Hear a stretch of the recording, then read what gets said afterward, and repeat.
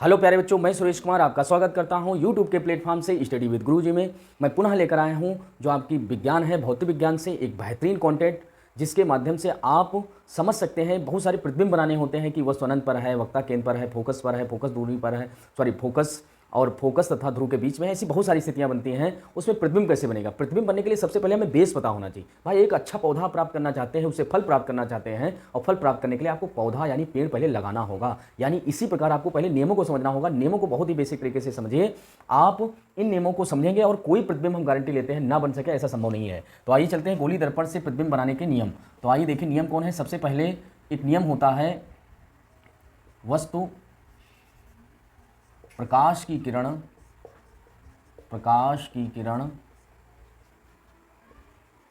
मुख्य अक्ष के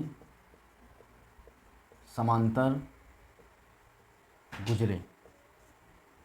यानी आपको क्या करना है, एक दर्पण लेना है। हमने ले लिया ये दर्पण, देखो ये एक हमने दर्पण ले लिया। ये दर्पण ले लिया, इसके हमने पीछे भाग में कलई कर दिया है, तो आप समझ गए इसका दबा हुआ भाग कौन सा है, चिकना है। इस प्रकार ये हो जाएगा अवतल दर्पण। ये हो गया अवतल दर्पण। ये M1 M2 इसका द्वारक हो गया। अब इसका ये चमकदार सतह है, ये चमकदार सतह है, और ये है आपकी कलई सतह। तो आप देखेंगे चमकदार सतह, इसमें अब इधर की जो है इस साइड में आपकी परावर्तन की घटना होगी। लेकिन परावर्तन की घटना होगी तो अब मान लिया प्रकाश की किरण, और इससे संबंधित हमने बहुत सारी परिभाषाएं आपको बता दी हैं। इससे आप पहले जो है वीडियो गए हैं उसमें आप देख लेना। देखिए कैसे ये आपका हो गया, हमने आपको बता रखा है मुख्य अक्ष क्या होता है। ये आपका हो गया मुख्य अक्ष, और यहाँ पर ये हो गया आपका वक्रता केंद्र, इसी को हम कहते हैं वक्रता केंद्र। और ये आपका हो जाएगा ध्रुव। ये हम पहले से सारी परिभाषाएं बहुत ही बेसिक तरीके से बता रखे हैं। अगर उस वीडियो को आपने नहीं देखा तो पहले आप वो विजिट कर लीजिए, उसके बाद आप इसको देखिए। 100% आपको समझ में आएगा, बल्कि 100 नहीं 101% समझ में आएगा। बस आपको थोड़ा धैर्यपूर्वक देखना होगा, समझना होगा, पैसेंस बनाना होगा अपने आप में। तो ठीक है, तो अगर आप हमारे चैनल पहली बार आए तो पहले आप चैनल को सब्सक्राइब लीजिए, ताकि आपको नोटिफिकेशन सही तरीके से समय पर मिल सके। तो आइए देखते हैं ये वक्ता केंद्र, और हमने क्या कहा है, प्रकाश की किरण मुख्य अक्ष के समांतर गुजरे। यानी हमें क्या करना है, ये आपको मुख्य अक्ष हो गया। अब मुख्य अक्ष के समांतर हम प्रकाश की किरण गुजार रहे हैं। देखो ये मुख्य अक्ष है, उसी के समांतर का मतलब होता है समान अंतर। तो समान अंतर पर हमने प्रकाश की किरण गुजार दी। तो प्रकाश की किरण गुजारेंगे तो प्रकाश की किरण देखो ऐसे निकल आई, ये गई और परावर्तित होकर कहाँ से निकल आई है, जहाँ से निकली है वही उसका तो फोकस होता है, ये हमने परिभाषा बता रखी है। उसमें आइए आप देखिए, विजिट करिए, चैनल पर जाइए, प्लेलिस्ट में होगा, उसमें देखिए कि ये आपको फोकस मिल जाता है कि मुख्य अक्ष के समांतर जो प्रकाश की किरण जाती है और जहाँ वो गुजरती है वही फोकस होता है। तो देखो आपका पहला नियम बनकर तैयार हो गया। क्या तैयार हो गया? जब प्रकाश की किरण मुख्य अक्ष के समांतर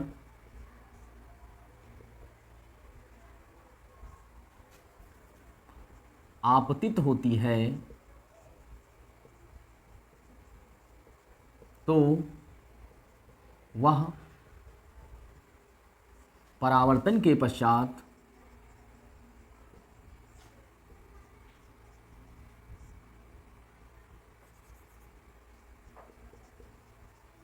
फोकस से होकर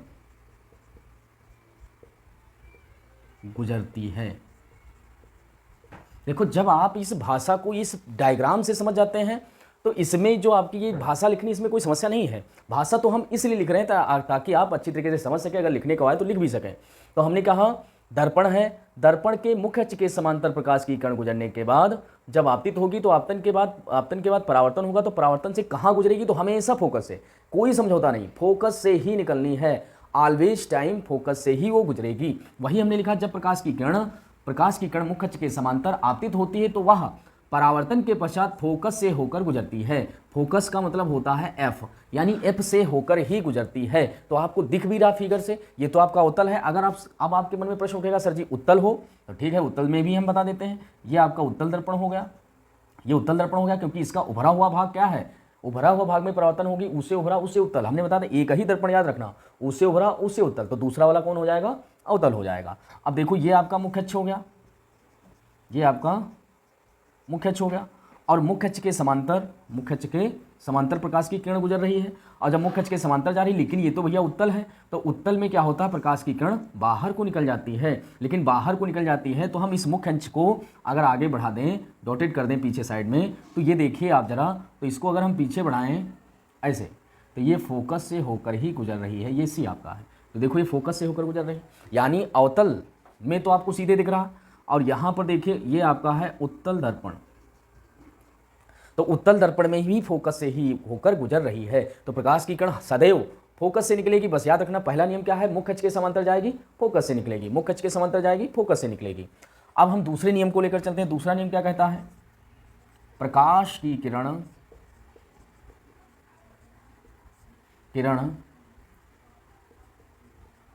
फोकस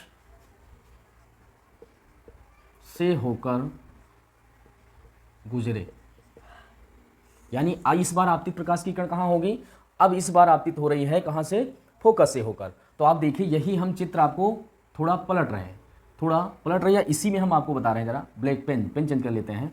इस बार हम क्या कर रहे हैं, फोकस से होकर गुजार रही है, ये देखो फोकस से होकर गुजार रहे हैं। प्रकाश की किरण कहाँ से जा रही है, फोकस से होकर, ये देखो तीर हमने बनाई है, फोकस से होकर जा रही है। और फोकस के होने के बाद ये कैसी हो जाएगी, मुख्य अक्ष के समांतर हो जाएगी। अब देखो जरा बेहतरीन फंडा, मुख्य अक्ष के समांतर गए हैं, फोकस से होकर आए हैं। अब बताइए फोकस से होकर जाएंगे तो कहाँ से जाएंगे, अगर आप दिल्ली जाना चाहते हैं तो आपने मेरठ होते गाजियाबाद का रूट पकड़ा है, मेरठ होते गाजियाबाद, गाजियाबाद से दिल्ली, तो अब दिल्ली से वापस आएंगे और फिर मेरठ आना है, तो जाहिर सी बात आपको किधर से आना होगा, दिल्ली से, फिर गाजियाबाद से मेरठ जाएंगे। तो वही है, जिस रूट से जाएंगे उसी रूट से आएंगे। रास्ते बहुत होते हैं, लेकिन इसको समझने के लिए आपको क्या करना है, अभी हमने पहला नियम बताया, मुख्य अक्ष के समांतर जाएगी अगर प्रकाश की किरण परावर्तन के पश्चात फोकस से होकर निकलेगी, और अगर हम फोकस से होकर जा रहे हैं तो बताओ मुख्य अक्ष के समांतर हो जाएंगे, वही तो कहना है। तो दोनों नियम एकदम फिट बैठे, एक दूसरे के विलोम है, एक दूसरे के विपरीत हैं। तो देखो इसकी भाषा हम कैसे लिख सकते हैं, हम कहेंगे जब प्रकाश की किरण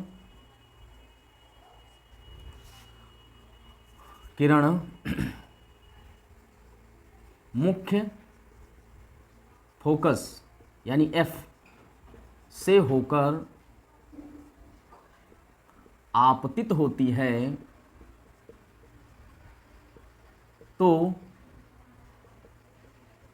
परावर्तन के पश्चात मुख्य अक्ष के समांतर हो जाती है।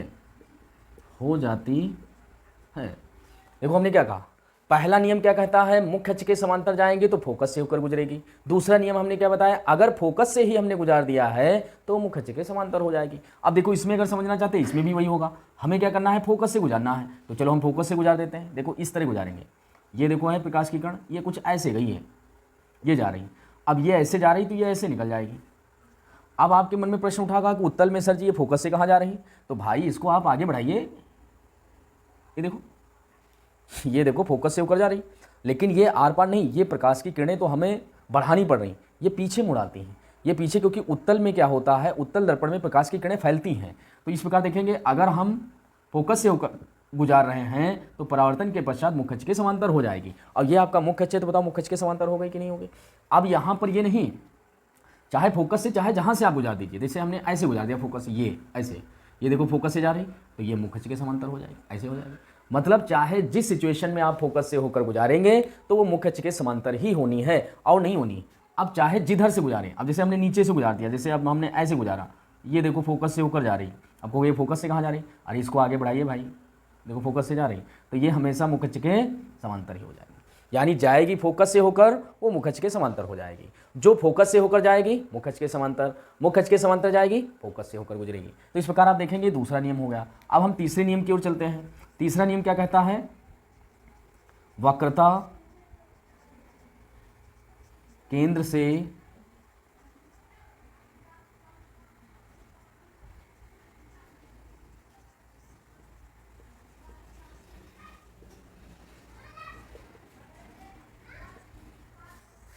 अब हम वक्रता केंद्र से प्रकाश की किरण को गुजार रहे हैं, तो आइए चलें हम ये जरा इरेज कर देते हैं। ये इरेज हमने कर दिया है।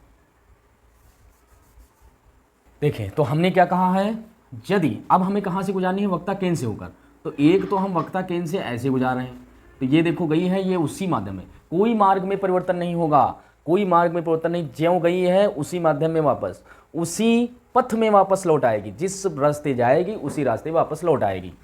अब हमने कहा कैसे, तो देखो ये आपको हमने बताया यही तो वक्ता केंद्र है। तो प्रकाश की किरण देखो हमने ऐसे गुजार दी, तो ये देखो प्रकाश की किरण ये देखो जा रही कि नहीं जा रही, यहाँ से देखो ऐसे जा रही, और जब ऐसे जाएगी तो ये उसी मार्ग में वापस लौट आएगी। प्रकाश की किरण जब वक्ता केंद्र से होकर गुजरती है तो उसी मार्ग में वापस लौट आती है, बिना पथ बदले, परावर्तन के पश्चात उसी मार्ग में वापस लौट आती है। तो जैसे यहाँ पर बताया जाए तो यहाँ पर हम कुछ ऐसे गुजारेंगे, ये देखो ऐसे, आप कहेंगे ये तो वक्ता केंद्र से कहाँ, तो आप इसे आगे बढ़ाना पड़ेगा। उत्तल दर्पण में क्या होता है, प्रकाश की किरणें फैलती हैं, तो इस प्रकार आप देखेंगे ये देखो वापस चली आएगी, ठीक है।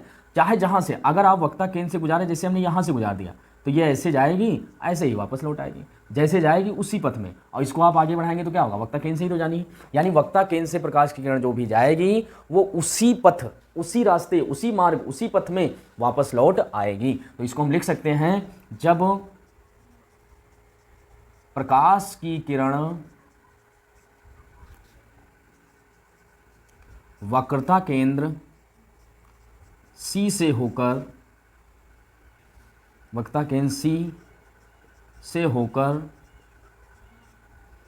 गुजरती है या आपतित होती है, तो परावर्तन के पश्चात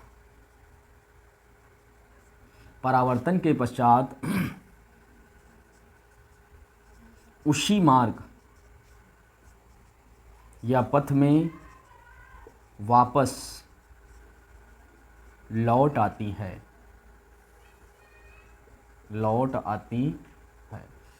देखो जब आप पेशेंस बनाकर धैर्यपूर्वक इन तीनों नियमों को आप अच्छी तरीके से समझ लेंगे, तो अभी आपको हम उदाहरण देकर बताएंगे कि प्रतिबिंब आप कैसे बनाएंगे, प्रतिबिंब कैसे बनेगा, प्रतिबिंब बनता कैसे है, एकदम बेसिक तरीके से बताएंगे आपको कैसे समझना है। मेरे साथ आप जुड़े हैं तो आपको समझ में आएगा, इसकी मैं गारंटी लेता हूं। बस आपको भाई समझना होगा, आपको स्वयं थोड़ा प्रयास करना होगा। आप देखिए कि बन पा रहा कि नहीं, कागज पर आप बनाइए, कॉपी पर बनाइए कि ऐसा हो रहा कि नहीं हो रहा। तो इस प्रकार आप देखेंगे, आप बेहतरीन तरीके से समझ पाएंगे। तो हमने तीनों नियम बताए, मैं आपको पुनः एक बार रिपीट करता हूं। पहला नियम है प्रकाश की किरण मुख्य अक्ष के समांतर गुजरे। अगर समांतर गुजरेगी प्रकाश की किरण तो कहां से होकर गुजरेगी, समांतर गुजरेगी तो हम कहेंगे मुख्य फोकस से होकर निकलती, मुख्य फोकस से होकर निकलती है। दूसरा हमने बताया अगर प्रकाश की किरण फोकस से होकर निकले तो फोकस से होकर गुजरेगी, तो हमने कहा था मुख्य अक्ष के समांतर हो जाएगी। तीसरा हमने बताया अगर वक्ता केंद्र से होकर गुजरे तो वक्ता केंद्र से होकर गुजरेगी, तो वक्ता केंद्र से होकर गुजरने पर परावर्तन के पश्चात उसी वक्ता केंद्र में ही वापस आ जाती है। क्यों, क्योंकि उसी पथ में ही उसे आना है, उसी रास्ते आना है, कोई रूट चेंज नहीं करना है, उसी रास्ते वापस लौट आती है, यानी कोई भी पथ में परिवर्तन नहीं होता है। तो इस प्रकार आप देखेंगे 3 नियम हो जाएंगे। तीनों नियम अगर अच्छी तरीके से समझ लिए तो आप प्रतिबिंब बनाना पक्का सीख लेंगे। आइए एक उदाहरण लेते हैं कि किस तरह इन नियमों के द्वारा प्रतिबिंब बनाना सीखेंगे। ठीक, आपको तो इस प्रकार आप देखेंगे हमने आपको 3 नियम बताए, और तीनों नियम कौन कौन से हैं। हमने पहला नियम बताया कि मुख्य अक्ष के समांतर प्रकाश की किरण जाएगी, फोकस से होकर निकलेगी। नियम नंबर 2 फोकस से होकर जाएगी तो मुख्य अक्ष पर। 3 हमने बताया वक्ता केंद्र से होकर अगर गुजरेगी तो उसी पथ में वापस लौट आएगी। तो हम एक अवतल दर्पण लेते हैं, जैसे ये हमने लिया अवतल दर्पण, ये आपका अवतल दर्पण हो गया। हमने एक साइड में इसका कलई कर दिया, और कलई आप जानते हैं कि किससे करते हैं, कलई हम सिल्वर नाइट्रेट से करते हैं। कलई हम सिल्वर नाइट्रेट से मतलब एक तरफ पेंट कर देते हैं। तो आप देख रहे हैं ये आपकी हो जाएगी चिकनी या चमकदार सतह, चिकनी सतह, और ये आपकी हो जाएगी कलई सतह, कलई सतह, कलई सतह हो जाएगी।